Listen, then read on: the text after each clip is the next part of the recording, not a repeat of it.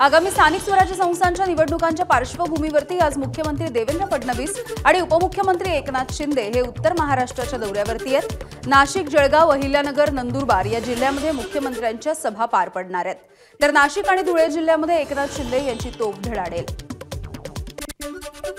एकीकडे देवेंद्र फडणवीस आणि एकनाथ शिंदे उत्तर महाराष्ट्राच्या दौऱ्यावरती असताना उपमुख्यमंत्री अजित पवारही मराठवाड्याच्या दौऱ्यावरती आहेत। निवडणुकीच्या प्रचाराच्या निमित्तानं अजित पवार यांच्या आज मराठवाड्यामध्ये प्रचार सभा होत आहेत। बीड आणि परभणीमध्ये अजित पवार यांच्या सभा पार पडल्या। मी तुम्हाला सगळ्यांना सांगतो की आपले नगराध्यक्षाचे उमेदवार आपल्या साबिया बाबींना शहराच्या विकासाची उत्तम जाण आहे। त्यांना एकदम घरातनं बाहेर आणलं आणि उमेदवारी दिली असं नाही झालेलं, त्यांना अनुभव आहे। हे गोष्ट पण आपण त्या ठिकाणी लक्षात घेतली पाहिजे। बीड आणि परभणीमधल्या सभेच्या नंतर नांदेडमध्ये देखील अजित पवार यांनी सभा घेतली आहे। मात्र सभेमध्ये उपमुख्यमंत्री अजित पवार बोलत असताना एका व्यक्तीनं घोषणाबाजी करत काहीसा गोंधळही घातला। आरक्षणाच्या वर्गीकरणाच्या मागणीसाठी या कार्यकर्त्यानं घोषणाबाजी केली आणि लक्ष वेधून घेतलं। नांदेडच्या कंधार शहरामध्ये नगर परिषदेच्या निवडणुकीच्या प्रचारासाठी अजित पवार बोलत होते, यावेळेला हा प्रकार घडलाय। यावेळेला पोलिसांनी संबंधित कार्यकर्त्याला ताब्यात घेतलं। अजित पवारांच्या सभेमध्ये त्यांचा तर सत्कारच केला पाहिजे त्या सगळ्यांचा। मित्रांनो, मी आपल्याला सगळ्यांना सांगेन, हे आरक्षण आम्ही इतरांच्या आरक्षणाला धक्का न लागता राहिलेल्यांना पण आरक्षण कायद्याच्या नियमाच्या चौकटीमध्ये राहून देण्याच्या संदर्भामध्ये आमचं काम चाललेलं आहे। आम्ही मुंबई महानगरपालिका निवडणुकीमध्ये 40% तरुणांना उमेदवारी देणार अशी घोषणा मुख्यमंत्री फडणवीसांनी केली आहे। मुंबईमध्ये यूथ कनेक्ट या कार्यक्रमाच्या निमित्तानं फडणवीसांनी हजारो तरुणांसोबत संवाद साधला। यावेळेला त्यांनी ही घोषणा केली। तर तरुणांनी राजकारणामध्ये यावं असं आवाहन देखील मुख्यमंत्री फडणवीसांनी केलं आहे। बीजेपी की बात कह सकता हूं और मुझे लगता है बीजेपी में at least 40% of them will be below 35। 40%, क्योंकि देखिए ultimately 40% below 35 in BMC election पक्का देख लीजिएगा। बिल्कुल यंग लोग सारे आपको दिखाई पड़ेंगे। हम लोग यंग लोगों को ही उसमें आगे ले जाएंगे। एकमेकांच्या पक्षाचे कार्यकर्ते आणि पदाधिकारी फोडण्यावरून राज्यभरामध्ये भाजप आणि एकनाथ शिंदे यांच्या शिवसेनेमध्ये तणाव निर्माण झाला होता। असं असताना आता कल्याण डोंबिवली महानगरपालिकेमधील शिवसेना आणि भाजप ही युती तुटण्याची शक्यता आहे।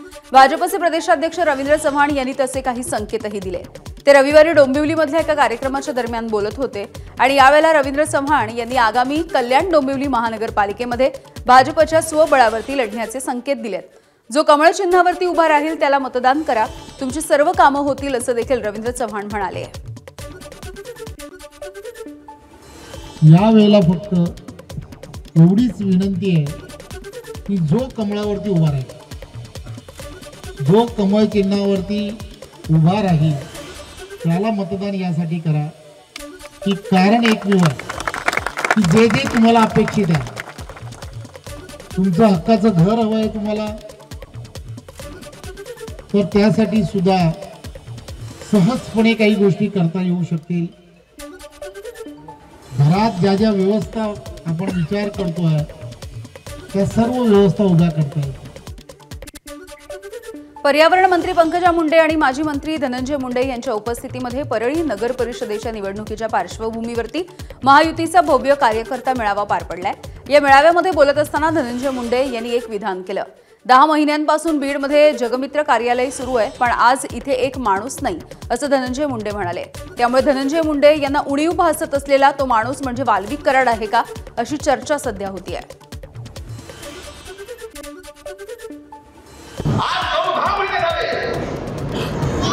कार्यालय चालू आहे, काम चालू आहे, हे सगळं बोलत असताना आपल्यासोबत आपला एक व्यक्ती नाही याची जाणीव पण होती।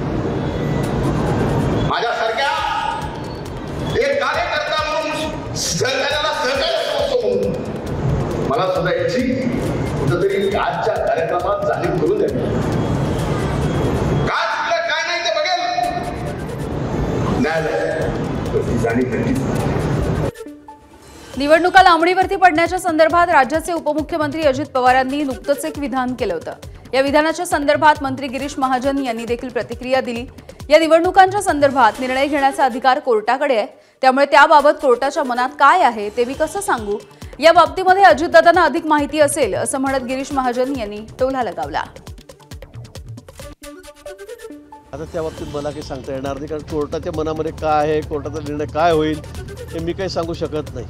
अजितदादांना अधिक माहिती असेल म्हणून ते बोलले असतील। राज्यामधल्या स्थानिक स्वराज्य संस्थांच्या निवडणुकांच्या संदर्भात उद्या सुप्रीम कोर्टामध्ये एक महत्त्वाची सुनावणी आहे। अनेक स्थानिक स्वराज्य संस्थांमध्ये 50% आरक्षणाची मर्यादा ओलांडण्यात आली असून 15 जिल्ह्यांमध्ये सरपंच आरक्षणातही 50%चा निकष पाळला गेला नसल्याची बाब समोर आली आहे। त्यामुळे उद्या सुप्रीम कोर्टाच्या सुनावणीकडे राजकीय वर्तुळाचं लक्ष लागून राहिलंय। तेलंगणामध्ये देखील 50%ची मर्यादा पार केल्यामुळे उच्च न्यायालयाने ताशेरे ओढतच राज्य निवडणूक आयोगाने देखील निवडणुकांना स्थगिती दिली होती। त्यामुळे महाराष्ट्राच्या संदर्भात नेमका कोणता निर्णय होणार याकडे लक्ष आहे। देशभरातील 12 राज्य आणि केंद्रशासित प्रदेशांमध्ये सुरू असलेल्या SIR मतदार याद्यांचं पुनर्निरीक्षण या एका नव्या वादामध्ये सापडण्याची शक्यता आहे। याचं कारण आहे BLO अधिकाऱ्यांचे मृत्यू। SIR मोहिमेच्या दरम्यान 19 दिवसांमध्ये 6 राज्यांमध्ये 16 BLO अधिकाऱ्यांचा मृत्यू झालाय। यापैकी गुजरात आणि मध्य प्रदेशामध्ये प्रत्येकी 4, तर पश्चिम बंगाल, राजस्थान, तमिळनाडू आणि केरळमध्ये प्रत्येकी 3 जणांचा मृत्यू झालाय।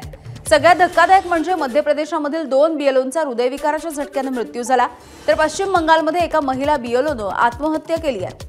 याचाच आधार घेत लोकसभेचे विरोधी पक्षनेते राहुल गांधी यांनी निवडणूक आयोगावरती टीका केली। BLO अधिकाऱ्यांच्या मृत्यूसाठी आयोगच जबाबदार आहे असा आरोपही राहुल गांधींनी केला आहे। कराडच्या नगरपालिका निवडणुकीमध्ये भाजप आणि शिंदेची शिवसेना एकमेकांच्या विरोधामध्ये लढत आहेत। या ठिकाणी भाजपला शह देण्यासाठी शिंदेच्या शिवसेनेने शरद पवार यांच्या राष्ट्रवादीसोबत हातमिळवणी केली आहे। शिवसेना आणि शरद पवार यांची राष्ट्रवादी हे यशवंत विकास आघाडी आणि लोकशाही आघाडीच्या माध्यमातून एकत्रितपणे निवडणूक लढवत आहेत।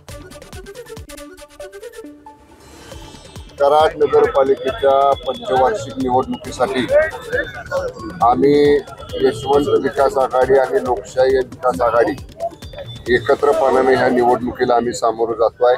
सगळ्यांनी बरोबर घेऊन कराड शहराच्या विकासासाठी आपण अशा पद्धतीनं केवळ कराड नगरीचा, कराड शहराचा विकास डोळ्यासमोर ठेवून आपण ही निवडणूक लढवतोय। अनेक पक्ष एकत्र येऊन आमच्या विरोधात निवडणूक पक्षाचं चिन्ह न घेता लढवतात। हेच खऱ्या अर्थानं माझ्यासाठी खूप समाधानाची बाब आहे की पक्षाचं चिन्ह घेऊन निवडणूक देखील आमच्या विरोधात लढवता येत नाही। आम्ही मात्र सगळ्या जागा पक्षाचं चिन्ह घेऊन लढत आहोत। पुण्याच्या मनसर नगरपालिकेच्या निवडणुकीमध्ये दिलीप वळसे पाटील यांनी प्रलोभन दिलंय। मनसर नगरपंचायतीमध्ये आम्हाला एक हाती सत्ता दिली की मग इथे विकास निधीचा पूर वाहिल्याशिवाय राहणार नाही असं वळसे पाटील म्हणाले। नगरपालिका निवडणुकीच्या प्रचाराच्या वेळेला त्यांनी हे वक्तव्य केलंय। 100 कोटी रुपयापेक्षा जास्त निधी गेल्या वर्ष दीड वर्षाच्या कालावधीमध्ये राज्य सरकारच्या माध्यमातून आपण मंजूर करून आणला आणि मी आज तुम्हाला शब्द देतो की तुम्ही या मनसर नगरपालिकेचा नगराध्यक्ष आणि आमचे 17 नगरसेवक भरघोस मतांनी निवडून द्या। निधीचा पूर वाहिल्याशिवाय आम्ही या ठिकाणी राहणार नाही। अकोल्यामधल्या अकोट नगरपालिकेच्या निवडणुकीमध्ये एक धक्कादायक असा प्रकार समोर आलाय। अकोट नगरपालिकेच्या MIMच्या उमेदवार फिरोबाजी राणा यांनी दाखल केलेल्या शपथपत्रावरून अडचण निर्माण होण्याची शक्यता आहे। कारण 12 सप्टेंबर 2001 नंतर तिसरं अपत्य असलेल्या उमेदवाराला स्थानिक स्वराज्य संस्थांच्या कोणत्याही निवडणुकीमध्ये उभं राहता येत नाही। मात्र फिरोजाबी यांना चौथं अपत्य असलेली मुलगी निखत अंजुम यांचा जन्म 28 फेब्रुवारी 2002 रोजी झाल्याची बाब समोर आली आहे। या संदर्भातले महत्त्वाचे कागदपत्र देखील ABP माझाच्या हाती आले आहे। ABP माझा, उघडा डोळे बघा नीट।